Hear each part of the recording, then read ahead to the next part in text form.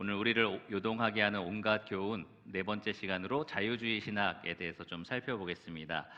자유주의 신학은 영어로 liberal theology라고 하는데요. liberal이라는 뜻은 정치에도 쓰고 경제에도 쓰고 사회에도 쓰는 단어인데 진보적인 혹은 자유주의적인이라는 뜻을 가지고 있습니다. 신학은 신학인데 하나님을 배우고 또 성경의 가르침을 연구하는 신학은 신학인데 진보적인 신학이다 혹은 자유로운 신학이다라는 의미를 가지고 있어요. 그것이 과연 어떤 의미인지를 좀 오늘 살펴보려고 합니다. 저희가 첫 번째 시간에서는 말씀 신앙 운동이라는 것을 살펴봤는데 그 말씀 신앙 운동에서 가장 큰 문제가 됐던 게 작은 하나님, 그러니까 우리가 하나님처럼 될 수 있다라고 말하는 것과 또 그런 하나님의 능력을 가지고 번영, 부와 재물과 건강과 원하는 것들을 다 이룰 수 있다. 이런 쪽으로 이제 발전시킨다라는 말씀을 드렸었습니다. 두 번째 시간에 베델 힐송 교회, 단지 음악의 문제가 아니었고요. 그 음악을 만들어내는 교회가 가지고 있는 신학이 똑같이 작은 하나님을 믿고 있고 또 그것을 통해서 번영을 이루고자 하는 그런 목적을 추구하고 있다라고 말씀을 드렸고요.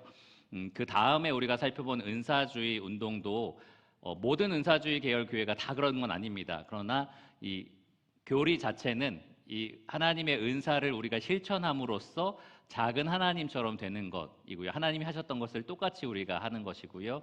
그리고 그것을 통해서 우리가 원하는 치유를 얻을 수도 있고 축기를 할 수도 있고 그리고 부를 얻을 수도 있는, 그래서 어떻게 보면 맥락이 거의 비슷합니다.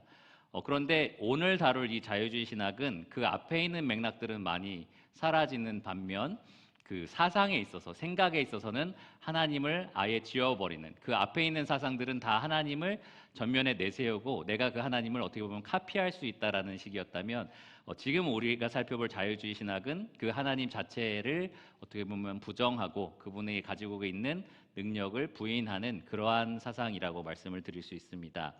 그래서 오늘은 자유주의 신학, 조금은 결이 다른 그런 잘못된 교훈을 좀 살펴보고요. 그 다음에 다음 주에는 신비주의 사상에 대해서 좀 살펴볼 건데요. 이것은 교계에도 있지만 이제 모임에서도 많이 발견되는 그런 신비주의 사상을 좀 살펴보려고 합니다. 그리고 마지막 21일 수요일에는 최종적으로 결론을 내리려고 하고 있습니다. 이 강의를 본격적으로 앞서기 전에 먼저 말씀드릴 게 하나 있어요. 여기 왼쪽에 보시면 다른 불이라는 존 메가더 목사님의 책이 있습니다. 스트레인지 파이어라는 컨퍼런스. 스트레인지가 조금 이상한이라는 뜻을 갖고 있어요. 그런데 이제 성경 본문에는 그것을 다른이라고 해석을 해서 다른 불이라고 이렇게 번역된 책이 있습니다. 여러분 혹시 구약 시대에 다른 불을 하나님께 제단 위에 올렸다가 바로 죽임당했던 사람 기억나십니까? 그것을 이제 모티브로 삼아서 만든 책입니다. 무슨 말이냐면 우리가 은사를 이야기할 때 성경이 말하지 않은 다른 은사를 주장하는 사람들, 그것이 이 성경 그 사건에 나오는 것처럼 잘못된 걸 하나님께 드리는 그런 행위와 같다. 이런 식으로 이제 비판한 내용의 컨퍼런스였어요. 이 은사주의 운동의 여러 가지 문제점을 다각도로 비판했던 그러한 컨퍼런스였습니다. 2013년 10월에 이 컨퍼런스가 있었는데요. 2015년에 진짜불이라는 책이 나왔어요. 진짜불이라는 책은 이 마이클 브라운이라는 목사님이 쓴 책인데요. 그 부제를 보시면 밑에 잘 안 보이시겠지만 영어로 A Response to John MacArthur's Strange Fire라고 되어 있습니다. 무슨 말이냐면 존 맥아더의 Strange Fire, 다른 불에 대한 나의 대답, 나의 응답, 이런 식으로 부제를 다른 거예요. 그러니까 아예 저격을 하고 쓴 책이다라고 말씀드릴 수 있습니다. 그러니까 은사주의 비판에 대해서 나는 이렇게 생각한다라고 책을 쓴 거예요. 왼쪽에 있는 책은 약 352페이지 정도 되는데 오른쪽 책은 424페이지 정도가 됩니다. 그러니까 이 응답하는 데 더 많은 분량을 사용했다라는 겁니다. 그러면 이 브라운 박사가 뭐라고 비판했느냐? 이렇게 얘기를 했어요. 존 메가더 목사는 은사주의 계열 교회나 성도와 교제 경험이 부족하다. 그래서 진실을 왜곡했다라고 이야기를 했어요. 왜 어떤 식으로 진실을 왜곡했냐? 전 세계 오순절 개통 교회를 통해서 하나님이 분명히 일하고 계신 것들이 있는데 그런데 그러한 하나님의 일하시는 것들을 부정했다라고 비판을 했고요. 그리고 하나님 분명 일하신 것을 그게 하나님이 일하신 게 아니다라고 말했으니까 오히려 그게 더 큰 신성모독이다. 이렇게 얘기를 한 거예요. 그리고 또 하나, 모든 은사주의 계열 교회 안에 있는 형제자매를 싸잡아서 다 믿지 않는 사람이라고 취급했다. 이런 식으로 이제 비판을 했습니다. 그래서 그에 대한 응답은 무엇이냐? 사람에 관한 비판이 아니라 교리에 관한 비판이다라는 응답을 했어요. 하나님께서 오늘날 은사주의 교회나 오순절 교회에서 일하시느냐? 그렇다는 거죠. 그런데 그게 하나님이 은사주의 사상에 따라서 일하시느냐? 그 가르침 그대로 일하시느냐? 그건 아니다라는 거예요. 하나님이 때로는 잘못된 것으로 우리의 실수를 통해서도 일을 하실 수 있잖아요. 그러니까 하나님이 그렇게 일하실 수도 있다는 거죠. 그런데 그들이 가르치고 있는 사상에 따라서 하나님이 일하시느냐? 그 모습 그대로 일하시느냐? 그거는 아니다라고 비판을 했다라고 대답을 했습니다. 은사주의 계열 교회 안에 형제자매가 있느냐? 있을 수 있죠. 당연히 있을 수 있다. 그러나 그러면 그 은사주의 사상에 따라서 거듭난 형제자매냐? 그건 아니다라는 거죠. 그들의 가르침에 따라서 거듭난 것은 아니다. 그러니까 분명히 교리를 비판하는 거다라고 분명하게 응답을 한 겁니다. 제가 이 말씀을 드린 이유는 제가 지금 이 시간에 하고 있는 많은 것들이 결국에는 어떤 사람, 특정 대상을 비판하는 것이 아니라 그들이 가르치고 있는 내용이 성경적으로 틀렸다라는 것을 말한다라는 거예요. 우리를 요동하게 하는 온갖 사람들이 아니고요. 우리를 요동하게 하는 온갖 교훈에 대한 비판이다라는 겁니다. 비판 대상이 교훈이지 사람이 아니다라는 거예요. 물론 이 교훈을 통해서 자기 배를 불리려고 하는 사람들이 있습니다. 불쌍한 사람들 돈을 착취해서 자기가 배부르게 살려고 하는 그러한 거짓 교사들이 있습니다. 그런 사람들은 마땅히 비판받아야 되고요. 또 하나님의 심판 대상이 될 거다라고 생각합니다. 그러나 정말로 많은 사람들은 그러한 거짓에 속아서 고통받고 있고요. 그리고 피해를 입고 있는 사람들이에요. 그런 사람에 대해서는 우리가 진리를 사랑 가운데 말함으로써 진리 안으로 들어올 수 있도록 그렇게 도와야 되고요. 또 사랑을 베풀어야 된다고 생각합니다. 이런 좀 여러 가지 사항에 대해서는 제가 마지막 결론 시간에 또 구체적으로 말씀을 드리겠습니다. 그러면 본격적으로 자유주의 사상, 이 교훈의 잘못된 점이 무엇인지 비판을 시작하도록 하겠습니다. 자, 먼저 자유, 무엇으로부터 자유인가라는 생각이 들 거예요. 여러분 자유 싫어하시는 분, 나는 구속이 좋아요. 나는 결박이 좋아요. 별로 없으시죠? 모두 다 자유를 좋아할 겁니다. 자유가 정말 우리가 추구해야 될 위대한 그리고 아주 아름다운 이념인 것은 사실이에요. 그런데 무엇으로부터 자유할 것이냐라는 것이 문제입니다. 무엇으로부터 진보할 것이냐, 무엇으로부터 자유할 것이냐라는 것이 이제 문제인데 자유주의 사상이라는 것이 꼭 이 신학 혹은 성경에만 영향을 끼친 것이 아니고요. 사실은 온 세상에 이 사회 전반에 다 영향을 끼친 그러한 이념이고 사상입니다. 여러분 뭐 계몽주의 여기 써 있지만 계몽주의 들어보셨죠? 낭만주의 들어보셨죠? 주로 어떨 때 들어보셨어요? 계몽주의, 낭만주의, 음악, 그렇죠? 음악도 있고요. 또 낭만주의 미술도 있습니다. 그러한 음악, 미술뿐만 아니라 여러 가지 사상, 생각, 철학, 그리고 써내려간 문학, 그리고 또 사람들의 여러 가지 사회적인 그런 문화들, 사상들이 다 영향을 끼쳤다라는 거죠. 18세기부터 시작해서 우리가 지금 살고 있는 21세기까지 이렇게 이념들이 변화한 그러한 이 역사가 있습니다. 그런데 뭐 18세기 이후로는 이성이 뚝 떨어지고 그다음 감정이 시작되고 이런 건 아니에요. 여러 가지 사상이 지금 섞여 있는 상황이고 주류 사상이 무엇이냐라고 했을 때 이렇게 변화를 좀 보였다라는 겁니다. 특별히 이 사상 전체를 다 다룰 수는 없고요. 이것이 성경의 가르침에 혹은 교회의 가르침에 어떤 영향을 미쳤는지에 관해서만 좀 살펴보겠습니다. 먼저 18세기 보시면 계몽주의가 시작이 됩니다. 계몽주의의 가장 핵심 내용은 바로 이성이에요. 인간의 이성이 가장 높은 권위를 차지한다라는 생각입니다. 가장 유명한 신학자 이름은 스피노자라는 사람이. 스피노자 이름 들어보신 분? 제가 정확하게 기억하는지 모르겠지만 내일 지구가 망해도 나는 사과나무 한 그루를 심겠다라고 말한 사람이 스피노자로 알고 있어요. 그런데 이 사람이 이성을 앞세우면서 모든 신학의 내용을 이성적으로 분별합니다. 그래서 성경에서 우리 이성으로 납득이 되지 않는 부분은 사실이 아니다라는 식으로 이렇게 정리해 나가는 일을 처음으로 했어요. 그래서 어떤 사람은 자유주의 신학을 최초로 시작한 사람이 이 스피노자다라고 말하는 사람도 있습니다. 계몽주의의 유명한 띵커라고 영어로를 말하는데 사상가 중에 또 한 사람은 존 로크라는 사람이 있고요. 여러분 잘 아시는 사람 중에 한 사람인 아이작 뉴턴이라는 사람이 있습니다. 뉴턴은 다 아시죠? 네, 아이작 뉴턴은 사실 기독교인이고요. 하나님을 영화롭게 하고 하나님을 찬양했던 그러한 사람이지만 이성적인 그러한 학문 추구를 굉장히 많이 했던 사람이에요. 나쁘다는 게 아니에요. 그러니까 이성을 중시했다라는 게 무조건 나쁘다는 건 아닙니다. 이렇게 하나님을 위해서 이성을 활용한 사람이 분명히 있어요. 그러나 스피노자처럼 이성을 성경보다 더 앞세워서 그렇게 성경을 재해석한 사람도 분명히 있습니다. 결과적으로 이 이성주의, 계몽주의가 사람들로 하여금 성경보다 이성이 더 중요하다라는 생각을 심어주게 했고요. 그러니까 무엇으로부터 자유하게 됐느냐? 그동안 전통적으로 가르쳤던 성경의 가르침, 성경에 대한 이해로부터 사람들이 조금씩 자유로워집니다. 내가 생각할 때는 이게 더 맞는 것 같은데 라고 하면 그게 더 맞는 것이 되고 말았던 거죠.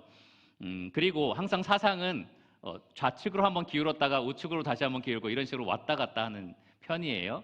그래서 낭만주의, 이성만 너무 따지다 보니까 아니다. 정서가 중요하다. 사람은 정서가 중요하다라는 생각이 이제 18세기와 19세기에 이르릅니다. 유명한 신학자로는 슐라이 에마허라는 사람이 있어요. 굉장히 이름이 어려운 사람이죠. 이 사람을 자유주의 신학자의 아버지, 자유주의 신학의 아버지라고도 부릅니다. 성경 해석의 가장 중요한 해석 원칙이 감성이라고 얘기했어요. 사람의 감정. 그러니까 그만큼 감정을 중요하게 여긴 거죠. 이성적으로 이해되느냐도 중요하지만 그보다 내가 그렇게 느끼느냐라는 것이 굉장히 중요한 겁니다. 경험적으로 증명이 되느냐라는 생각을 한 거죠. 마찬가지로 이 계몽주의와 달라진 것은 이성이냐 감정이냐 차이밖에 없지 성경보다 훨씬 더 높은 권위로 사람이 느끼는 것이 온 겁니다. 그래서 무엇으로부터 자유냐? 바로 성경의 권위로부터 사람이 자유로워지는 겁니다. 이성이 자유로워졌고요. 또 감정이 자유로워졌습니다. 성경이 그렇게 느끼지 말라고 해도 내가 느끼면 그게 사실인 거고요. 성경이 그렇게 하지 말라고 가르쳐도 내가 그렇게 생각하지 않으면 내 생각이 맞는 것. 그런 식으로 조금씩 사람들이 성경에서 멀어져 갑니다. 그러다가 이제 20세기가 됐을 때는 현대주의, 근대주의라고도 부르고요. 모더니즘이라고도 하죠. 이것을 어떤 사전에서는 이렇게 정의했어요. 과학적, 사회적, 정치적 가르침을 모두 강조하면서 기독교를 현대인에게 적절하고 수용할 수 있도록 수정하려고 하는 운동. 그러니까 성경은 너무 고대에 쓰여진 책이고 그 당시 문화와 사상에 젖어 있는 책이니 지금 오늘날 현대인에게 맞춰서 우리가 각색할 필요가 있다라고 생각을 하는 겁니다.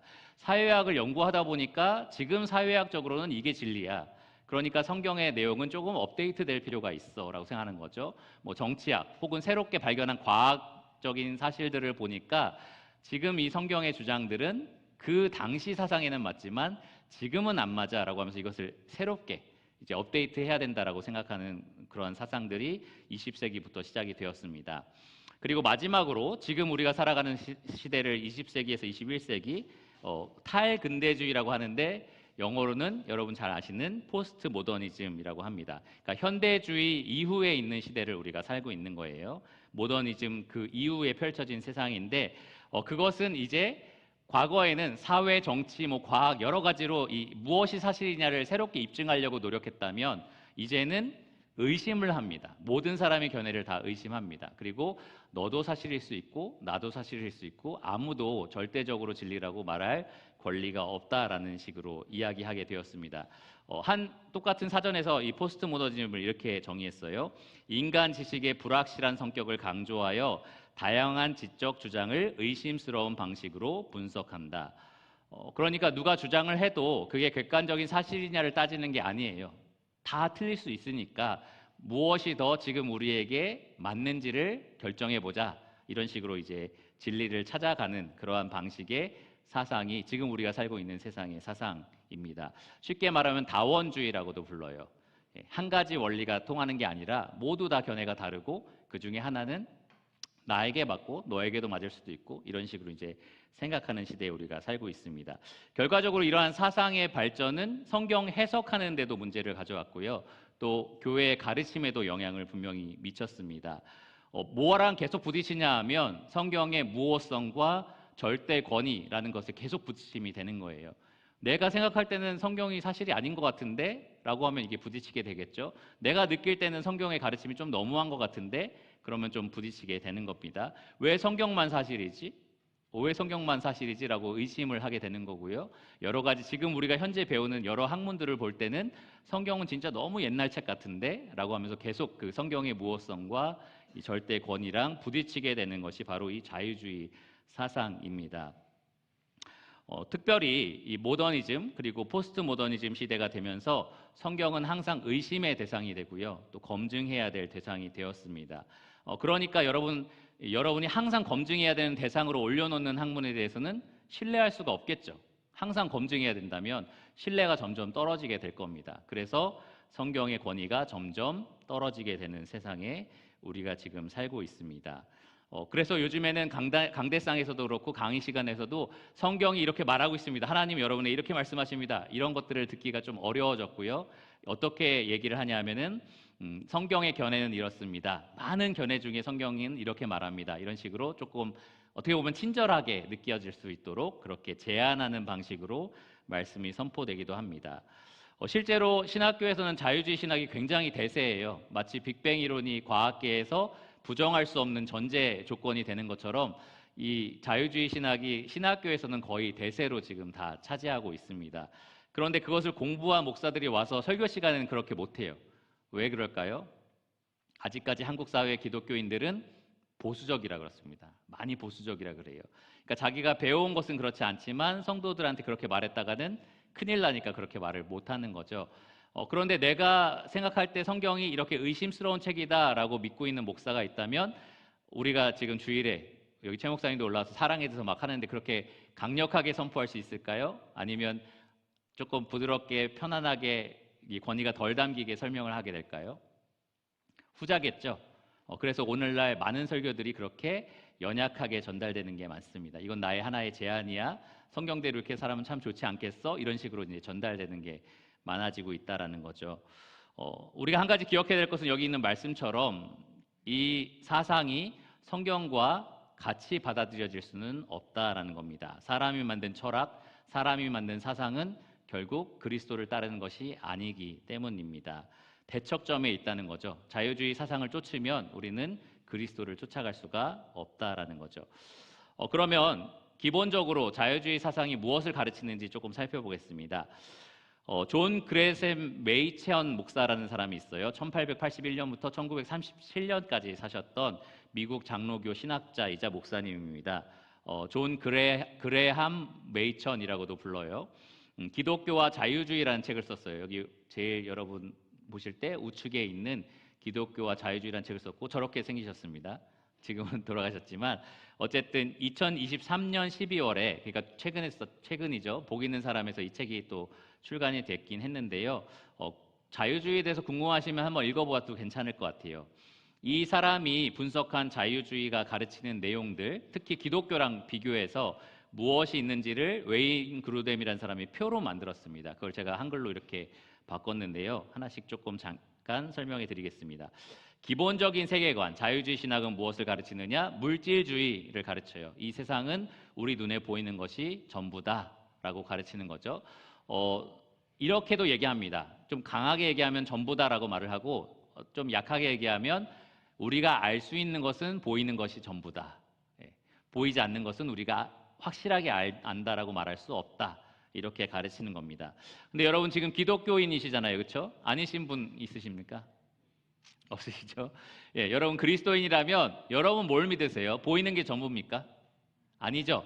보이지 않는 것이 있다라고 믿으십니다. 보이는 것들과 보이지 않는 것들, 만물을 창조하신 분이 계신다라는 것을 저희가 믿습니다. 이렇게 세계관의 차이가 있다라는 거예요. 그리고 성경에 대해서 뭐라고 말을 하느냐? 자, 여기 이렇게 옆에 보면 본문 말씀들이 있습니다. 성경이 지지하는 본문 말씀들이에요. 자, 성경에 대해서 자유주의 신학은 무엇을 가르치느냐? 성경은 단지 인간이 쓴 책에 불과하다. 종교적인 여러 경험이라든지 교리들을 정리해 놓은 사람의 말이다라고 얘기를 합니다. 성경에 나오는 기적들은 그럼 뭘까요? 하나의 신화에 불과하다라고 얘기를 합니다. 여러분 어떻게 믿으십니까? 성경은 뭐죠? 하나님의 말씀입니다. 사람이 쓰지 않은 건가요? 사람이 썼습니다. 하지만 사람을 통해서 하나님께서 우리에게 정확하게 하나님의 뜻을 오류 없이 전달해 주셨다라고 우리가 믿고 있습니다. 그래서 이중저자라고도 얘기를 하죠. 그러나 성경의 모든 말씀의 권위는 하나님으로부터 온다라고 제가 말씀을 드립니다. 그러니까 이것은 신적인 계시, 하나님의 말씀인 거고요. 성경에 기록된 모든 기적들은 실제로 역사적으로 일어난 사실이라고 우리는 믿습니다. 그렇게 안 믿으시는 분들 있으면 혹시 나중에 저한테 와서 얘기해 주세요. 혼나지 않습니다. 걱정하지 마세요. 같이 얘기해 보는 겁니다, 그냥. 자, 세 번째, 교리에 있어서 아까 말씀드린 것처럼 자유주의 사상은 교리가 중요하지 않다라고 생각합니다. 경험으로 검증된 진리만 중요하다라고 생각해요. 실제로 적어놓은 교리는 사람들이 그냥 역사적으로 정리해놓은 사람들의 생각이잖아요. 그러니까 그렇게까지 중요하지 않다라고 생각합니다. 그런데 기독교는 그렇지 않아요. 기독교는 잘못된 교리 위에서 설 수 있는 교회는 없다. 그러니까 교리가 없으면 참 기독교 신앙도 없다라고 믿습니다. 교회는 진리의 기둥과 터라고 저희가 믿고 있습니다. 자, 하나님에 대해서 자유주의 신학은 인간이 무엇을 하든 하나님은 사람을 사랑한다라고 생각해요. 그리고 모든 종교는 결국에는 다 같은 하나님을 섬기고 있다라고 생각을 합니다. 기독교는 기독교 나름대로 정리한 거고, 이슬람교는 이슬람교 나름대로, 예를 들어서 불교는 불교 나름대로 하나님에 대해서 그들이 생각한 거고, 결국에는 다 같은 하나님을 우리가 믿고 있는 거다라고 이야기를 합니다. 기독교는 그렇지 않죠. 여러분 중에는 그렇게 믿는 분이 없을 거라고 생각합니다. 하나님은 인간의 행위에 대해서 책임을 물으시고 모든 사람에게 회개할 것을 요구하시는 이 성경의 하나님이고, 우리는 그 하나님을 오직 예수 그리스도를 통하여 또 그분의 계시인 이 성경을 통하여 알 수 있고 믿을 수 있다라고 우리는 믿습니다. 자, 자유주의 신학은 사람은 기본적으로 선하다고 가르쳐요. 사람은 태어날 때부터 기본적으로 착한 성품을 가지고 태어난다라고 믿고 있어요. 또 그러면 기독교는 사람은 뭐라고 믿고 있죠? 태어날 때부터 죄인이다라고 믿고 있습니다. 완전히 다르죠. 지금 이렇게 비교해 보시면 완전히 다르다라는 것을 알 수 있을 겁니다. 예수님에 대해서 이 자유주의 신학에서는 이 하나님의 아들이라고 믿지 않습니다. 훌륭한 도덕 교사이고 위인이고 그냥 따라야 될 본, 많은 사람을 사랑하고 이렇게 섬겨주신, 그러니까 우리가 따라야 할 위인이다, 성인이다라고 얘기를 합니다. 동정녀 탄생이나 부활은 인정할까요? 인정하지 않을까요? 아까 신화에 대해서 얘기했죠. 그 기적에 대해서. 그러니까 당연히 신화로 여기고 인정하지 않습니다. 그러나 참 기독교는 예수님을 육신을 입으신 하나님, 신인이라고 우리가 믿고 있고요. 우리를 위해서 죽으신 구세주시고 또 동정녀로 탄생하신 것이라든지 부활이라든지 많은 기적들을 행하셨다라고 우리가 그대로 믿고 있습니다. 구원에 대해서 자유주의 신학은 무엇이 구원이냐 그러면 사람은 착하고 예수님은 그냥 사람이고, 그럼 구원은 도대체 뭐냐라고 했을 때 개인의 자아 실현을 구원이라고 생각합니다. 개인이 진보하는 것, 사회가 조금 더 나아지는 것, 그것이 구원이고 기독교가 이 땅에서 해야 될 일이라고 생각을 합니다. 예수님이 우리의 그 본을 보여주셨다라고 얘기를 하고 있고요. 예수님께 죄의 저주를 내리신 것, 하나님이 죄의 저주를 내리셨다, 심판하셨다, 이거 하나님 사랑에 어울리지 않으니까 사실이 아니다라고 생각을 합니다. 그런데 기독교는 그렇지 않죠. 구원은 오직 그리스도를 통해서 주어지고 개인의 거듭남이 굉장히 중요합니다. 교회도 중요하지만 개인의 거듭남, 그 거듭난 자들이 모여서 교회를 이룬다라고 합니다. 우리 죄에 마땅히 내려야 될 그 하나님의 저주를 예수님이 대신 담당하신 것이 바로 구원이다라고 생각을 해요. 그 주님을 통해서 하나님과 영원한 관계를 회복하게 된 것이 구원이라고 우리는 믿습니다. 자, 교회에 대해서 자유주의 신학은 교회는 개인의 발전을 위해서 모인 공동체, 그리고 사회 개선을 위한, 사회 갱신을 위한 목적으로 모인다라고 믿습니다. 교회의 인도자, 목사인 거죠. 목사는 어떤 교리적인 예민함, 그런 경계심을 갖지 말아야 된다라고 해요. 모두를 포용해서 함께 사랑하고 더 발전할 수 있도록 도우는 공동체가 돼야 한다라고 얘기를 합니다. 그런데 참 기독교에서는 그렇게 교회를 가르치지 않죠. 교회는 구속된 백성들의 모임, 거룩한 성도들의 모임이고요. 반드시 하나님을 예배하고 성도를 세워주고 이 땅 가운데 복음을 선포하기 위해서 모인다라고 얘기를 합니다. 그리고 목사는, 정말 좋은 목사는 참 진리 가운데 교회를 깨우치기 위해서, 그 진리대로 인도하기 위해서 항상 경계하고 그리고 진리만을 가르쳐야 된다라고 믿고 있습니다. 이렇게 비교해 봤을 때 이 두 가지가 같이 할 수 있을까요? 네. 우리 기독교 안에 이 자유주의 사상을 혹은 신학을 조금 수용해도 좀 괜찮지 않을까요? 라는 게 될까요? 안 되겠죠. 전혀 안 돼 보입니다. 그래서 웨인 그루뎀은 이 내용의 결론으로 아마 이것이 메이첸 목사님의 결론인 것 같은데 자유주의 신학은 절대로 기독교가 아니라 또 다른 종교다라고 얘기를 했습니다. 그냥 또 하나의 이교다라고 얘기를 한 거죠. 그런데 제가 아까 말씀드린 것처럼 지금 현재 존재하는 거의 대부분의 세속 그 기독교 학파, 그러니까 그냥 일반 대학교에 기독교 학과라고 정해져 있는 학과들이 있잖아요. 그러한 학과들에서는 대부분 자유주의 신학을 가르칩니다. 그리고 우리가 잘 알고 있는 교단에서 세운 신학교 있잖아요. 뭐 예를 들어서 침례교 신학교, 뭐 장로교 신학교 이렇게 이제 교단에서 각각 세운 그런 신학교들도 있습니다.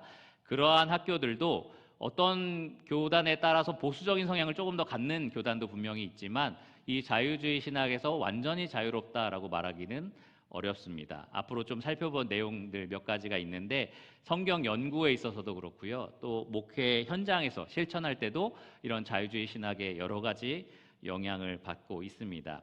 그 누구도 학교에서든 아니면 강단에서든 이 설교단에서든 나는 성경을 인간의 책으로 봅니다. 나는 사실 이렇게 믿고 있습니다. 라고 말하는 사람은 아무도 없겠죠. 지금 이 기독교 현실에서는 그렇게 할 수가 없습니다. 보수적이니까. 그러나 그들이 학교에서 배우는 것은 이런 내용들이 굉장히 많다라는 거고요. 실제로 이 목회 현장에서도 그러한 영향이 미치고 있다라는 것이 지금 우리가 보고 있는 현실입니다. 세 가지 면에서 좀 살펴볼게요. 사례들을 좀 살펴볼 겁니다. 하나는 성경 연구고요. 두 번째로는 창조에 대한 견해고요. 마지막 세 번째로는 동성애에 대한 이야기입니다. 뭐 특별히 교회가 왜 맨날 창조 얘기하고 동성애 얘기하느냐? 지금은 사실 그런 것들을 이슈로 삼으려고 말씀드리는 게 아니고요. 자유주의 신학이 어떻게 영향을 미쳤는지 그것을 보여드리려고 말씀을 드리는 겁니다. 자, 잘 따라오고 계시죠? 네, 좋습니다. 생각보다 제가 공부한 내용들에서는 자유주의 신학이 굉장히 많은데 여러분이 피부로는 별로 못 느낄 거예요. 그래서 마지막 결론에는 여러분이 실제로 그러면 이 사상에서 벗어나기 위해서 어떤 노력을 할 수 있는지 좀 말씀을 드리겠습니다. 자, 성경 연구에 대한 자유주의 신학의 영향입니다. 이 옆에 있는 책은 성경 왜곡의 역사라는 책인데요. 바트 어만이라는 학자가 썼습니다. 가장 권위 있는 학자로 손꼽히는 사람이에요. 사본학이라고 해서 성경 사본 있잖아요. 여러분 성경 원본 지금 현재 존재할까요? 존재하지 않을까요? 베드로가 쓴 베드로전서 이 종이가 있냐는 거죠. 없습니다. 그런데 그것을 필사한 여러 가지 사본들은 존재한다라는 거죠. 지금 우리가 성경을 가지고 있는 것은 그 사본이 있기 때문에 가지고 있을 수 있는 겁니다. 그 사본을 연구하는 사람들이 있어요. 저희 교수님 옛날에는 그런 얘기했어요. 너희들 성경 갖고 있는 거 어두운 골방에서 맨날 사본만 대조하면서 연구하는 사람들이 평생 그것만 한 사람들이 있어서 너희가 성경 갖고 있는 거에 감사해야 돼. 막 이런 얘기를 하셨거든요. 실제로 그런 학자들이 있습니다. 그 사본학에서 정말 엄청난 권위를 가진 바트 어만이 이런 말을 했어요. 옆에 있는 말 한번 같이 읽어볼까요? 시작. 우리가 그 문자들을 가지고 있지 않다는 사실은 하나님이 우리를 위해 그 말씀을 보존하지 않았다는 것을 명백히 보여주는 것이라고 나는 결론을 내렸다. 그리고 만일 하나님이 당신의 말씀을 문자 그대로 보존하는 기적을 행하지 않았다면 먼저 문자의 영감을 불어넣는 기적을 수행했다고 생각할 이유도 없을 것 같다. 결론적으로 말하자면 성서는 매우 인간적인 책이다. 네, 이 사람이 내린 결론입니다. 굉장히 이 신학교에서는 권위가 있는 사람의 결론이에요. 자기가 사본을 막 연구해봤더니 원본은 분명히 우리에게 없고 사본은 서로 조금씩 다른 내용들이 있고 그러니까 하나님께서 이 성경의 원문을 보존하지 않으셨다라고 결론을 내린 거죠. 그리고 그랬다면 애초에 베드로나 바울을 통해 성경을 기록하실 때도 영감으로 이것을 주신 것은 아니다. 그러니까 성경은 순수하게 인간의 책이다. 이렇게 이제 결론을 내린 겁니다. 물론 성경이 역사적으로 가치가 없다라고 말한 건 아니에요. 이 책에서 나는 성경을 되게 가치 있는 문서라고 인정한다라고 말도 해요. 그러나 하나님의 말씀이냐? 그렇지는 않다는 거죠. 사람이 쓴 책에 불과하다라고 얘기를 합니다. 이러한 내용들이 이 신학교마다 성서학을 배울 때 가르쳐지고 있는 거예요. 많은 학교에서 이렇게 배우고 있습니다. 만약에 제가 그렇게 배웠다면 여러분 베드로전서를 보십시오. 이것은 하나님의 말씀입니다. 이렇게 가르칠 수 있을까요? 없겠죠. 그냥 베드로가 쓴 베드로의 견해일 뿐이다라고 생각을 할 겁니다. 그러니까 이제 강단의 메시지가 약해지고 실제로 성경 연구에 별로 큰 관심이 없는 상태로 도덕적인 훈화 말씀하고 성도들 삶을 그냥 케어하는 일만 하고 이런 식으로 교회들이 많이 이루어지는 거예요. 그러면 이런 내용에 여러분 어떻게 반박할 수 있을까요? 이 사본을 엄청나게 연구한 권위 있는 학자에게 여러분 뭐라고 반박할 수 있을까요? 그럴 수 있겠네요. 저도 그렇게 생각합니다. 이렇게 저도 마찬가지죠. 저도 처음에 성경을 공부하러 들어갔을 때 이런 것들에 반박해봐라 라고 했을 때는 그러게 이렇게 엄청난 학자가 이렇게 얘기하는데 난 뭐라고 얘기할 수 있어? 막 이런 생각이 들기도 해요. 그런데 사실은 이렇습니다. 성경의 사본은 정말로 엄청난 양을 자랑합니다. 약 5,500여 개의 사본이 있고요. 그리고 번역된 사본, 그러니까 헬라어, 히브리어, 원어로 필사된 것만 5,500여 개가 있고 이제 라틴어, 로마 시대였으니까 라틴어로 번역된 거, 막 이렇게 다른 언어로 번역된 사본은 18,000여 개가 있습니다. 총 다 합치면 약 25,000여 개가 존재합니다. 여러분 혹시 들어보셨을 수도 있는데 현존하는 가장 오래된 고대 그리스 서사시가 있어요. 일리아드라는 게 있습니다. 그 일리아드의 약 40배 정도 되는 숫자가 이 성경은 사본으로 가지고 있는 거예요. 그런데 그 엄청난 양의 사본이 있다라는 것은 우리가 원문을 가지고 있을 확률이 높다. 원문을 이렇게 우리가 다시 구성할 수 있는 확률이 굉장히 높다라는 것을 의미합니다. 쉽게 말하면 제가 어떤 원문을 쓴 편지를 육평교회 형제님, 자매님들에게라고 쓴 편지를 여러분에게 보냈던 거예요. 만약에 보냈는데 이것을 너무 좋아서 여러분들이 좋을지 모르겠지만 어쨌든 너무 마음에 들어서 성도들이 다 모든 성도가 다 하나씩 필사를 했다고 한번 생각해 보세요. 근데 어떤 분들은 제가 너무 악필이라서 무슨 글씨인지 못 알아듣고 막 다르게 쓰기도 하고 어떤 분들은 또 정확하게 쓰기도 하고 그것을 한 2명만 썼다고 하면 좀 이게 달라질 수도 있지만 우리 교회 성도가 약 3,400명이 다 썼다고 생각하시면 비교 대조해 보면서 아 원래 원문은 이거였겠구나라고 충분히 우리가 찾아낼 수 있을 겁니다. 성경이 그만큼 많은 사본을 가지고 있다라는 거고요. 그리고 아까 말씀드린 그 고대 사본에 비교해 봤을 때 훨씬 더 높은 정확도를 가지고 있습니다. 이 사본을 비교해 봤을 때 약 99.5%가 같다라고 해요. 정확하게 일치한다는 말은 아닙니다. 예를 들어서 예수 그리스도라고 써 있는 사본이 있는데 어떤 사본은 그리스도 예수라고 써 있는 거죠. 근데 이거는 뭐 틀린 내용이 아니잖아요. 그렇죠? 완전히 똑같은 내용이니까 그런 것들을 포함했을 때 약 99.5%가 일치한다라고 봅니다. 약 0.5%가 사용된 단어가 다르거나 뭐 이런 경우가 있어요. 근데 이러한 엄청난 정확도를 자랑하는 사본이 없다라는 거죠. 이걸 봤을 때 우리는 정말 성경은 우리에게 하나님께서 보존하신 하나님의 말씀이다라고 확신할 수 있는 겁니다. 그래서 성경 무호성에 대한 시카고 언약이라는 게 있어요. 시카고 선언이라고도 하는데 존 메가더 목사님도 여기에 같이 선언을 했습니다. 이렇게 말을 했어요. 이것도 같이 한번 읽어볼까요? 시작. 우리는 영감은 엄밀히 말하면 하나님의 섭리 안에서 유효한 사본들로부터 매우 정확하게 규명할 수 있는 성경의 원본에만 적용되어야 한다는 것을 주장한다. 또한 성경의 사본들과 번역본들은 원본을 충실하게 기술하고 있는 한도까지 하나님의 말씀임을 주장한다. 우리는 기독교 신앙의 어떤 본질적인 요소가 원본의 결여로 인하여 영향을 받는다는 주장을 거부한다. 더구나 우리는 원본의 결여가 성경의 무호함에 대한 주장을 무효한 것이나 부적절한 것으로 만든다는 주장을 거부한다. 조금은 어려운 선언문일 수도 있지만 쉽게 말하면 우리에겐 충분한 사본이 있어서 원문을 가지고 있고 우리가 확신할 수 있는 그 원문의 내용은 분명히 하나님 말씀이 맞다라는 겁니다. 이 사본이 이렇게 되어 있으니 우리는 하나님 말씀 없어 그냥 다 인간의 책이야 이런 식으로 말하는 것을 거부한다라고 말을 한 거죠. 우리 교회가 그렇게 믿고 있고요. 자유주의 신학은 그러나 반대, 아까 바트 어만의 사상을 신학교에서 가르치고 또 많은 목사들이 그렇게 배우고 옵니다. 자, 또 하나 살펴보겠습니다. 이 사본 가지고만 문제를 일으키는 것이 아니라 자유주의 신학에서 무엇을 또 어렵게 만드냐 하면 비평 이론이라는 게 있어요. 비평학, 성경 비평학, 성서 비평학 이렇게도 불리고요. 비평 이론이라는 말로도 불립니다. 이 비평 이론을 시작한 사람은 어떻게 보면 스피노자라고 말할 수 있어요. 그러니까 성경을 여러 가지 각도에서 비평하는 겁니다. 이것은 이래서 아니고 저래서 아니고 이런 식으로 말을 하는 거죠. 사실 이 비평 이론에는 여러 가지 분파가 있습니다. 그 중에 몇 가지만 제가 좀 소개해 드릴게요. 하나는 본문 비평인데요. 뭐냐면 아까 말씀드린 것처럼 어떤 사본이 사실이고 어떤 사본이 약간 진짜가 아닌 것 같다라는 걸 비교하면서 원문을 찾아내는 그런 비평 이론이에요. 그런데 이것이 아까 말씀드린 것처럼 정말로 많은 정확도를 가지고 있으면 조금 이렇게 원문이 맞는 것 같아라는 식으로 잘 정리되면 좋은데 이런 비평 한문에 심취된 학자들 중에서는 이렇게 주장하는 사람도 있습니다. 예를 들어서 고든피라는 학자는 아주 유명한 고린도전서 주석에서 이제 여자는 교회에서 잠잠하라라는 이 본문을 이렇게 설명을 했어요.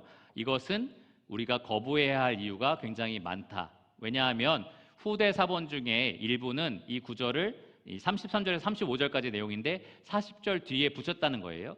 어떤 사본에는 40절 뒤에 가서야 여자는 잠잠하라라는 게 밝혀진다는 거죠. 그러니까 이 학자가 볼 때는 이 여자는 잠잠하라는 내용이 나중에 덧붙여진 주석 내용인 것 같다라고 얘기를 한 겁니다. 그러니까 원래 하나님이 영감으로 써주신 성경 말씀에는 없는 내용이라는 거죠.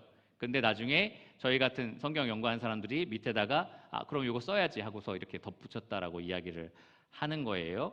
그러니까 그런 식으로 잘못될 수 있습니다. 성경 중에 내가 마음에 들지 않는 게 있으면 나는 교회 여성 목회자가 세워졌으면 좋겠는데 그것도 요즘 사회에는 좀 맞는 것 같은데 라고 생각된다면 사본학적으로 옛날 사본을 보니까 이건 이렇게 돼 있으니까 이거는 성경 말씀이 아니야 라는 식으로 이렇게 성경을 비평하게 되는 겁니다.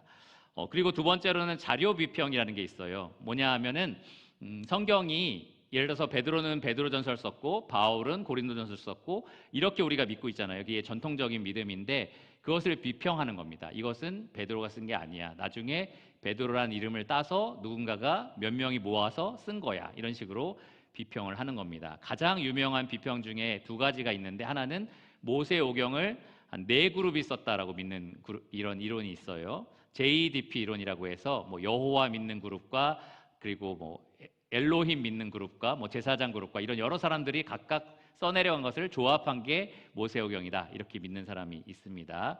공관복음에 대해서도 굉장히 유명한 이론이 있습니다. Q 복음서라고 해서 먼저는 마가가 마가복음을 썼고 그 다음에 마태가 마가를 베꼈고 그 다음에 누가가 두 명 거를 베꼈고 이런 식으로 이제 믿는 이론이에요. 지금 여러분은 막 비웃죠. 신학교에서는 이게 정설입니다. 이게 진짜 기본적으로 배워가야 될 이론이에요. 이렇게 믿기 때문에 굉장히 신학교가 어렵습니다. 그러면 저희는 제대로 된 데를 갔느냐? 조금 이따 말씀드리겠습니다. 그 다음에는 사회학적 비평이라는 게 있어요. 뭐냐면은 성경이 쓰여진 걸 보니까 지금 오늘날 사회학적으로 볼 때는 뭔가 잘 안 맞는 것 같아. 그러니까 이거는 우리 시대에 적용할 수는 없는 거야 라는 식으로 얘기를 하는 겁니다. 예를 들어서 디모데전서 2장에 여자는 일체 순종함으로 조용히 배우라는 말씀이 있어요. 풀러 신학교의 폴 주엣이라는 여자 교수가 있는데 이 교수는 이것을 가르쳐서 사도 바울이 그 당시 사회학적으로 봤을 때는 전통적인 랍비적 사상이 있었을 거 아니냐. 그러니까 그 사상대로 쓴 내용이다라고 얘기를 합니다. 그러니까 오늘날 사회에는 어울리지 않잖아요. 적용하면 안 된다라고 얘기를 하는 거죠. 마찬가지로 하워드 마샬이라는 사람도 바울이 결혼에 대해서 남자는 여자의 머리고 막 이렇게 쓴 게 있잖아요. 그런 거에 대해서 그렇게 쓸 수밖에 없었던 것은 바울이 살던 세상에서는 오로지 가부장제밖에 몰랐기 때문이다라고 얘기를 했어요. 그러니까 그 당시 사회에서 쓴 내용이니까 오늘날 사회에는 적용이 안 된다라고 얘기를 하는 거죠. 사회학, 지금의 사회학적으로 이 성경을 분석하면서 지금 사회 문화에 맞지 않는 것들은 다 적용할 수 없는 인간의 내용물로 그렇게 취급을 하는 겁니다. 자, 마지막으로 하나만 더 살펴보면 문학 비평이라는 게 있어요. 가장 유명한 것 중에 하나는 창세기를 신화로 보는 겁니다. 이 성경 문학은 신화라는 장르야. 그러니까 역사성은 없어. 과학으로 보면 안 돼라고 얘기를 하는 거죠. 그러니까 창세기에 나와 있는 6일 동안의 창조는 실제 과학적 사실이 아니고 그냥 하나의 신화다. 이런 식으로 이야기를 하는 겁니다. 이 성경을 하나의 문학 작품으로 보는 거예요. 꼭 사실일 필요는 없는 그러한 소설처럼 여기는 겁니다. 이런 이론들이 굉장히 많은데요. 지금 가운데 할머니 보이시나요? 에타 린네만이라는 여자 학자고요. 아까 바트 어만이라는 사람 보셨죠? 그 사람 밑에서 연구한 사람으로 제가 알고 있습니다. 그런데 이런 비평 이론들을 굉장히 수립한 아주 뛰어난 학자, 그러니까 자유주의 신학 안에서도 굉장히 손꼽히는 뛰어난 학자였습니다. 그런데 구원을 받았어요. 중간에 구원을 받았어요. 그리고 나서 내가 그동안 했던 것이 다 쓰레기였구나. 다 하나님 말씀을 부정하게 만드는 그런 나쁜 도구였구나 하는 걸 알고서 이 양쪽에 있는 책을 저술을 했습니다. 왜 성경 비평학은 과학인가 의견인가 과학인가 조작인가 그러면서 자기가 연구하고 가르치고 이렇게 수립했던 그런 이론들을 다 성경적이지 않다라고 고발하는 그러한 내용의 책을 썼어요. 흥미로우신가요? 한번 읽어보셔도 좋을 것 같습니다. 아마 한 장 정도, 한 장이 아니라 한 챕터 정도 읽고 나시면 그만 읽어도 되겠다라는 생각을 이런 쓸데없는 이론들이 이렇게 신학교에 많다니 이런 생각이 들면서 정말 그만 읽어도 되겠다는 생각이 드실 겁니다. 네, 결과적으로는 이 비평학문 제가 조금 소개해드렸던 여러 가지 내용들이 성경의 무고성이라든지 성경 권위에 대해서는 철저하게 반대하는 입장에 설 수밖에 없어요. 성경 자체를 비평의 대상으로 보기 때문입니다. 이건 사실 아닌 것 같은데, 이건 뭔가 안 맞는 것 같은데, 이런 식으로 접근하기 때문에 성경은 다 철저하게 이 이론에 따라서 분해되고, 그리고 어떤 것들은 잘려져 나가고, 그러면서 이제 성경 전체가 권위를 잃게 되는 그러한 이론들을 실제 목회 현장에서는 배우고 있습니다. 아까 말씀드린 것처럼 저와 종혁 형제는 그럼 이걸 배웠느냐? 이거에 관련된 글들을 굉장히 많이 읽게 시켰어요. 그러니까 하루에 저는 계절학기로 들었더니 어떤 날은 막 하루에 1000페이지를 읽어라 이런 적도 있어가지고 저는 영어로 1000페이지는 도저히 못 읽겠습니다, 교수님. 이렇게 제가 30일 후까지는 읽도록 노력하겠습니다. 이러면서 막 했거든요. 그러니까 이 관련된 사항들을 읽게끔은 했거든요. 근데 수업 시간에 가면은 교수님이 항상 이상한 칼 같은 거 수업 시간에 가져오셔가지고 이 이론들 너네 다 버려야 된다 이런 말씀을 하셨어요, 강의 시간에. 교수님 자체가 사실 그런 이론들에 반대해서 원래 있었던 신학교에서 조금 쫓겨나듯이 했던 분이셨거든요. 그래서 사실 책도 썼습니다. 이런 것들이 잘못됐다라는 책들도 쓰셨는데 그리고 관련된 강의도 맨날 가면은 하고 그러셨어요. 이런 말씀을 저희한테 하셨습니다. 유명한 그리고 교계에서 인정받는 신학자가 되고 싶으면 반드시 이 이론들을 수용해야 된다. 그런데 신실한 하나님의 말씀 사역자가 되고 싶으면 철저하게 이것들을 거부해야 된다.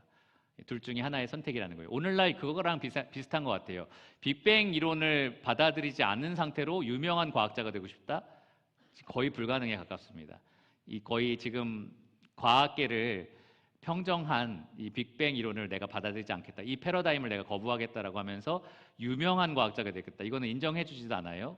관련된 논문을 써도 논문을 실어주지도 않습니다. 마찬가지로 신학교도 마찬가지예요. 이런 이론들을 내가 완전히 다 부정한 다음에 뭔가 신학적인 논문을 쓰겠다? 중요한 신학 논문에는 하나도 실어주지 않을 겁니다. 그러니까 그만큼 신학교에 가서 뭔가 유명해지고 인정받으려면 이런 이론들은 기본적으로 받아들이고 그리고 사용할 수 있어야 돼요. 그런데 신실한 말씀 사역자가 되려면 이런 것들을 거부해야만 합니다. 교수님이 그런 말씀도 하셨어요. 자기는 도저히 이해가 안 간다. 수업 시간에 강의실에 가서는 이런 이론들을 학생들한테 가르치고 주일에 교회 가서는 강대상에 올라가서 이것은 하나님의 말씀이다라고 어떻게 말할 수 있느냐, 이런 말씀을 종종 하셨습니다. 그래서 실제로 신학교에서 이런 학문들을 많이 배우고 있고요. 저희는 그것의 위험성에 대해서 수업 시간에 굉장히 많이 들었습니다. 한편으로는 왜 이 이론들을 교수님이 설명 안 해주고 다 읽어보라고만 하고 그리고 계속 우리 수업 시간에는 이걸 버려야 돼 막 이런 것만 하시고 그래서 왜 이렇게만 하시지라고 했는데 지나가 보니까 이해가 많이 되더라고요. 자, 그러면 두 가지로 조금 실천적인 면입니다. 학문적인 면을 좀 살펴봤다면 두 가지 실천적인 면을 살펴볼게요. 그 전에 앞서서 제가 왜 그럼 이렇게 길고 조금 지루할 수도 있는 이론적인 면들을 다뤘느냐? 많은 교계에 있는 목사들이 이런 내용을 실제로 학습하고 한국에 들어온다는 거죠. 한국에 들어오지 않더라도 이 땅에서, 이 한국에서도 이러한 것들을 학습하고 강단에 선다라는 겁니다. 그러니까 성경적인 가르침을 전하는 것이 굉장히 어려워진다라는 것을 여러분 꼭 아시기를 바랍니다. 자, 그러면 창조에 대한 자유주의 신학의 영향을 좀 살펴보겠습니다. 오늘 강의는 영상이 없어요. 왜냐하면 제가 직접 다 보고 분석도 하고 했는데 하나당 막 8분 막 이래가지고 안 되겠다 해서 좀 제가 그냥 말로 정리해서 말씀을 드리겠습니다. 이 우종학 교수라는 사람이 지금 강의를 하고 있고요. CBS라는 데서 강좌를 한 내용입니다.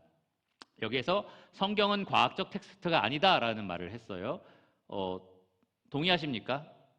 성경은 과학 교과서가 아니다.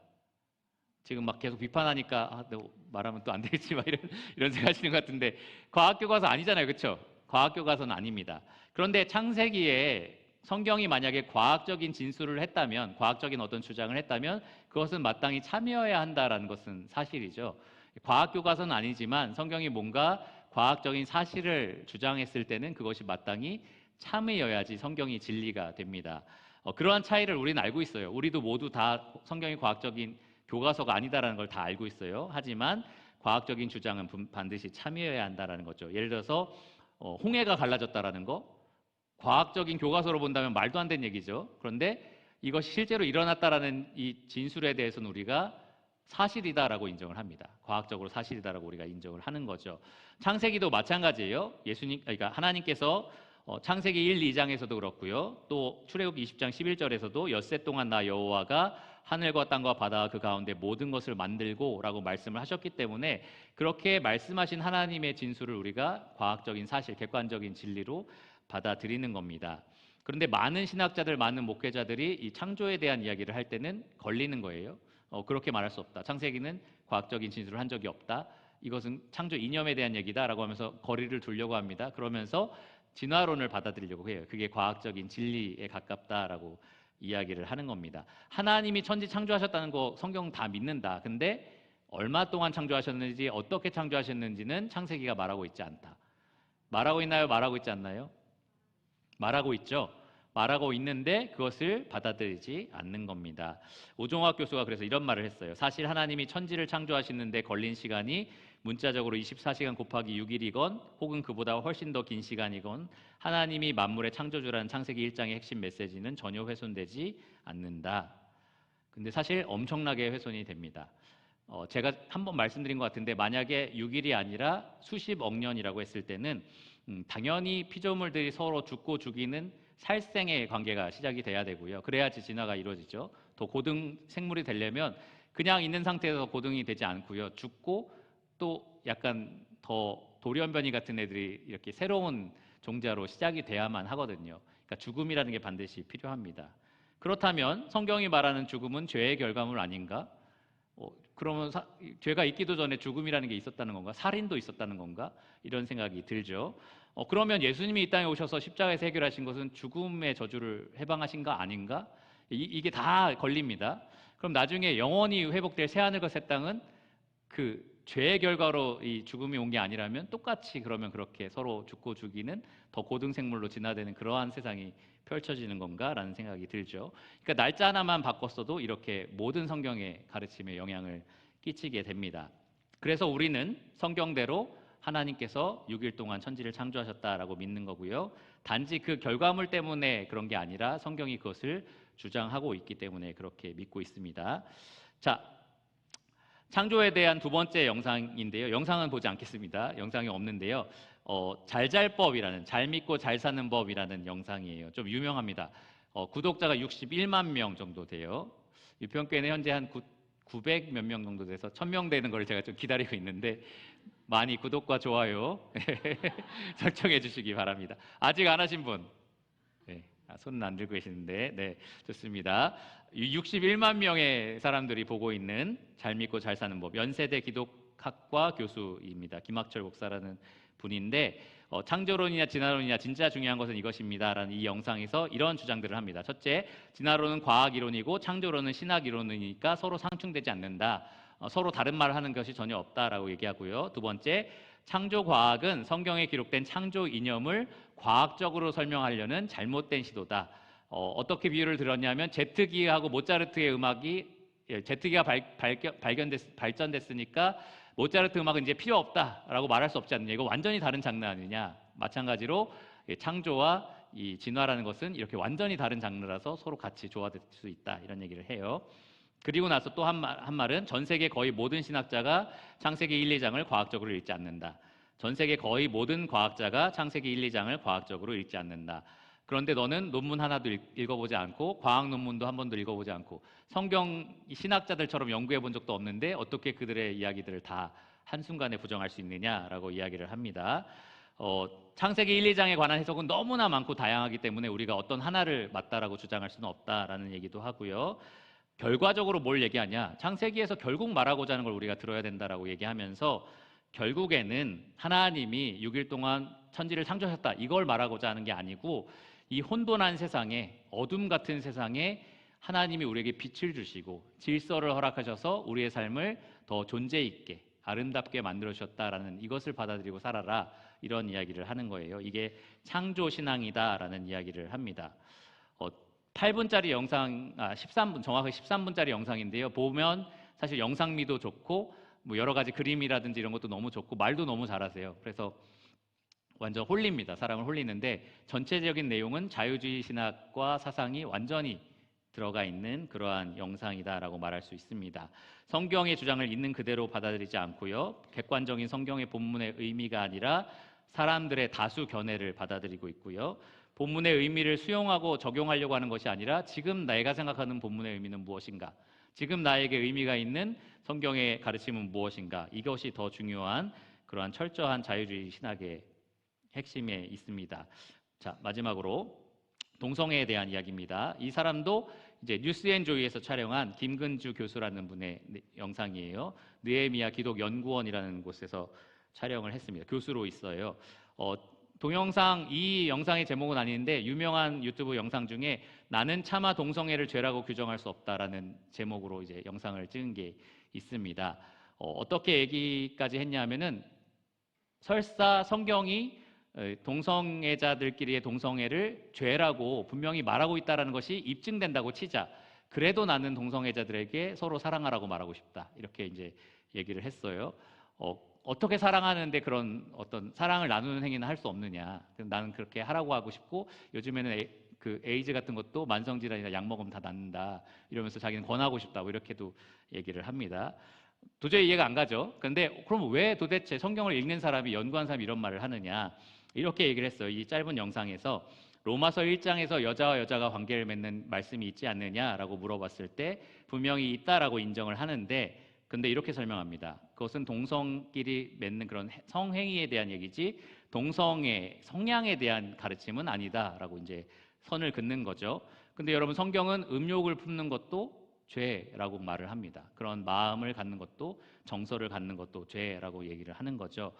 성경은 악한 목적으로 그러니까 이 사람이 말하는 것은 성경은 악한 목적으로 성행위를 하는 것을 금지하는 거지 타고난 성향, 그러니까 내가 원래부터 남자를 좋아하고 여자를 좋아해서 맺는 사랑의 관계를 그렇게 금지하고 있지 않다라고 얘기를 해요. 왜냐? 이 동성애 개념 자체가 19세기에 발견됐기 때문에 바울이 이것을 기록할 때쯤에는 그런 사상이 있다는 것 자체를 몰랐을 거다라고 이렇게 이야기를 합니다. 근데 사실이 아니에요. 이 로마가 망한 이유가 성적인 타락 때문이다라고 얘기를 하고요. 굉장히 많은 종류의 그러한 성적인 범죄들이 있었습니다. 결과적으로 이 사람은 후기에 발견된 여러 가지 현대 사상으로 성경의 사상을 오래된 사상으로 취급을 하고 그리고 본문의 의미를 지금의 사상으로 새롭게 재해석하려고 하는 겁니다. 그리고 더 깊이 들어가면 사도 바울이 로마서 1장을 기록할 때 성령의 영감으로, 성령님은 날짜의 제한을 받으시는 분이 아니잖아요. 근데 그 성령님의 영감으로 하나님의 변하지 않는 말씀을 기록했다라고 생각하지 않는 거죠. 그냥 바울의 오해나 그 선입견이 여기에 적용된 말씀이다라고 그렇게 보는 겁니다. 어쨌든 이렇게 이 자유주의 신학이 이 교회 여러 가지 그 결정이라든지 목회 현장에서 실질적인 영향을 미치고 있다라고 말씀을 드렸고요. 마지막으로 그러면 여러분들은 이 신학에서 어떻게 자유를 누릴 수 있는지 좀 몇 가지 이 적용점들을 말씀을 드리겠습니다. 여러분 자유롭고 싶으신가요?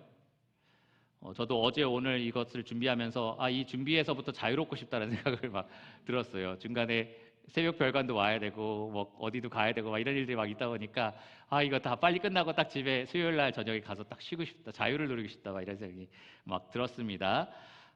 우리 육신은 항상 자유를 꿈꿉니다. 그런데 우리 육신이 선하지 않고 악하잖아요. 그래서 어떨 때는 이 선한 자유를 꿈꾸기도 하지만 많은 경우에 있어서 하나님으로부터 자유를 우리는 꿈꿉니다. 하나님께서 요구하시는 것들로부터 자유하고 싶다. 하나님이 제정하시는 원칙이라든지 진리에서 나는 벗어나고 싶다. 그러한 자유를 누리고 싶은 게 우리 이 죄에 있는 사람의 본성입니다. 옛사람의 습성이라고 생각할 수 있어요. 여러분 가끔 그럴 때 있지 않나요? 저 사람 내가 정말 때려주고 싶다. 막 가서 정말 그럴 때 저는 가끔 있는데 정말 대신 복수해주고 싶다. 막 때려주고 싶다. 이런 욕구가 있어요.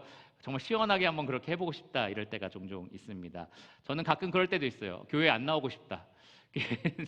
며칠 안 나와서 사람들이 나를 걱정해줬으면 좋겠다 이럴 때도 있고 옛날에 은퇴하신 목사님 두 분이 제가 책에서 읽은 건데 둘이 너 은퇴하면 뭐 할 거야? 이렇게 은퇴를 앞두고 둘이 서로 친구인데 얘기했대요. 너 은퇴하면 뭐 할 거니까 모르겠는데 나 은퇴하면 교회 다시는 안 나가. 뭐 이렇게 서로 얘기를 했대요.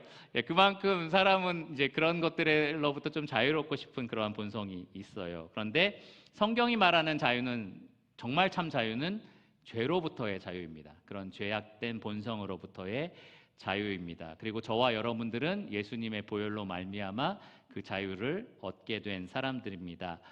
그러니까 우리가 이 세대에 이 자유를 추구하는 이 세대를 본받지 말아야 돼요. 그리고 하나님의 온전하시고 선하시고 기뻐하시는 뜻이 무엇인지 항상 분별하면서 죄로부터 자유롭고 하나님 안에서 자유로운 삶을 우리가 살아야 합니다. 하나님으로부터 자유롭다라는 삶이 어떻게 보면 약간 일탈의 기쁨을 조금 느끼게 할 수는 있습니다. 짜릿한 어떤 그런 쾌락을 느끼게 할 수는 있는데 그 쾌락은 굉장히 짧고요. 사실 나중에 더 큰 고통으로 우리를 괴롭게 만듭니다. 결국에는 영원히 붕괴된 그런 운명적인 삶을 우리가 맞이하게 될 겁니다. 그러니까 여러분 이미 하나님 안에서 자유를 누리신 분들이니까 세 가지를 꼭 기억하십시오. 여러분들도 충분히 자유주의 신앙인이 될 수 있다는 사실을 기억하시고 이 세 가지를 꼭 기억하십시오. 첫 번째, 진리로 무장하시기 바랍니다. 유튜브에는 이렇게 몇십만 명이 구독하는 잘못된 자유주의 신학에 쩌든 그러한 영상들이 굉장히 많이 올라와 있습니다. 대부분 좋은 품질과 그리고 좋은 학벌이 좋은 사람들과 그리고 아주 잘 편집된 영상들로 그렇게 제공이 돼요. 정말 좋은 설교들은 이상하게 좀 별로 안 좋은 것도 많더라고요. 그래서 좋은 설교를 잘 가려 들으시기를 바랍니다. 좋은 신앙 서적을 잘 골라서 읽으시기를 바랍니다. 그리고 좋은 성경적인 교리에 대한 책들을 같이 청년들이나 어떤 성도들하고 같이 공부해 보는 것도 좋을 거라고 생각합니다. 혹시 인도자가 필요하시다면 저희들한테 언제든지 요청하셔도 좋습니다. 그렇게 같이 좋은 것들을 접하시기를 바랍니다. 그러면 나쁜 것들이 이제 잘 걸러지게 될 거예요. 두 번째로는 거짓을 경계하시기 바랍니다. 귀에 좋다고 해서 다 좋은 게 아니에요. 여러분 유튜브에서 이거 들어봐 너무 좋더라 이렇게 내가 들어가 봤는데 별로인 것도 되게 많거든요. 그러니까 내 귀에 좋게 들린다고 해서 다 좋은 게 아닙니다. 진짜로 여러분 영혼의 좋은 것들을 찾아서 듣고 보시기를 바랍니다. 지금 내가 듣고 보는 설교자라든지 아니면 강사라든지 아니면 책의 저자가 무엇을 근거하여서 자기 주장을 하고 있는지를 잘 들여다보세요. 정말 성경을 근거해서 말하고 있는지 아니면 어떤 인문학적인 요소라든지 자기가 사회, 여기 정치 여러 가지 대중의 생각들을 반영해서 이야기하고 있는지 무엇이 권위의 근거인지를 잘 찾아보시기를 바랍니다. 그 사람이 성경에 대해서 어떤 관점을 가지고 있는지 하나님, 예수님, 구원, 교회 등에 대해서 어떤 관점을 가지고 있는지 잘 주의해서 살펴보시기를 바랍니다. 마지막으로 여러분이 실제로 삶에서 적용할 수 있는 질문 하나입니다. 무언가를 선택하거나 행동하기 전에 항상 이것에 대해서 성경은 뭐라고 말하고 있는가라는 질문을 해보시기 바랍니다. 내가 이것을 할 건데 이것에 대해서 성경은 뭐라고 말하고 있지? 라고 한번 생각을 해보세요. 보통 우리가 기본적으로 자연스럽게 나오는 생각들, 견해들은 이 세상이 수없이 여러 가지 미디어나 SNS나 여러 가지 것들로 우리에게 제공해주는 생각에서 기초할 때가 참 많습니다. 그러니까 과연 내가 이렇게 행동하려고 하는 것이 성경에 기초하고 있는지 잘 생각해 보시고요.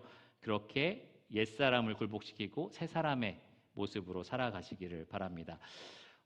제가 3월 달에 종혁 목사님과 함께 지금 LA에서 열리는 셰퍼드 컨퍼런스에 좀 참석하려고 하고 있거든요. 2019년에 마지막으로 가고 지금 몇 년 만에 다시 방문하는 건데 어쩌면 존 멜가드 목사님을 마지막으로 보는 게 아닐까라는 생각을 좀 하고 있습니다.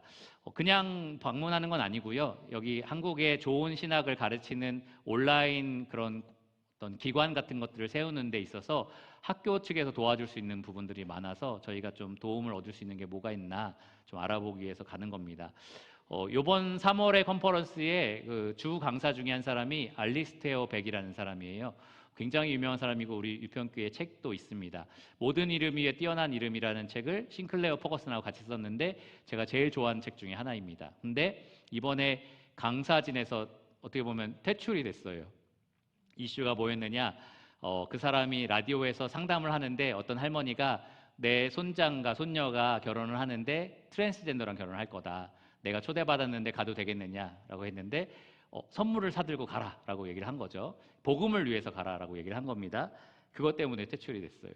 많은 기독교인 사람들이 그 사람을 비판하고 어떤 라디오 프로그램, 정규 프로그램에서 빠지기도 하고 뭐 여러 가지 일들을 지금 겪고 있습니다. 처음에 제가 그걸 지켜보면서 너무하다라고 생각을 했고, 나도 믿지 않는 사람이 결혼할 때, 그러니까 믿는 사람이 믿지 않는 사람하고 결혼할 때 징계를 하지만 참석은 하는데, 복음을 위해서 참석을 하는데 복음을 위해서 그렇게 할 수도 있는 거 아니야? 라고 생각을 좀 했어요. 근데 이번 과정들을 지켜보고 그것에 대한 여러 가지 글도 읽고 이렇게 하면서 내가 그동안 무엇을 중요하게 생각했나라는 걸 좀 생각해 보게 됐습니다.